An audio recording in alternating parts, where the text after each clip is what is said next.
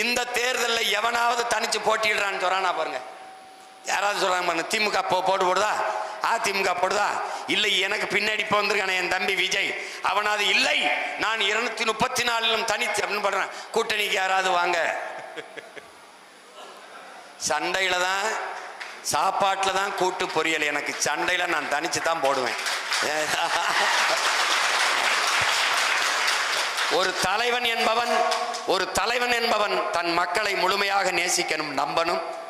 நான் முழுமையாக நேசிக்கிறேன், நம்புறேன். அதனால நான் என் மக்களிடமிருந்து மக்களுக்காக வந்தவன், என் மக்களுக்காக தனிச்சு தான் போட்டிடுவேன். இந்த நாட்டில் எல்லோரும் என்னை சின்ன கட்சின்னு நினைக்கிறாங்க. சீமானா அது ஒரு சின்ன கட்சி. நான் தான் இந்தியாவிலேயே பெரிய கட்சி, 234 தனிச்சு போட்டிடுகிற கட்சி. இங்க பெரிய கட்சின்னு சொல்லி கொண்டிருக்கிற உதயசூரியன் சின்னம் 234 பெட்டியிலே இருக்காது. ரெட்டலைங்கிற சின்னம் 234 பெட்டியிலே இருக்காது. தாமரை 234 பெட்டியில இருக்காது. கை சின்னம் இருக்காது. ஒரே ஒரு சின்னம் மட்டும்தான் 234 பெட்டியிலையும் இருக்கும். அது எங்க சின்னம் மட்டும்தான் இருக்கும். இதுவரைக்கும் என் சின்னத்தை 7வது பெட்டியில வைப்பானா, 4வது பெட்டியில வைப்பானா, 8வது பெட்டியில வைப்பானான்னு தெரியாது. இப்ப அவனால வழியே கிடையாது, முதல் பெட்டியில என் சின்னத்தை வச்சே தீரணும்.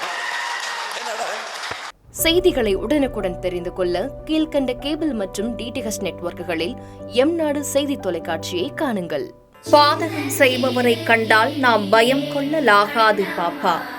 மோதி மிதித்துவிடு பாப்பா, அவர் முகத்தில் உமிழ்ந்துவிடு பாப்பா.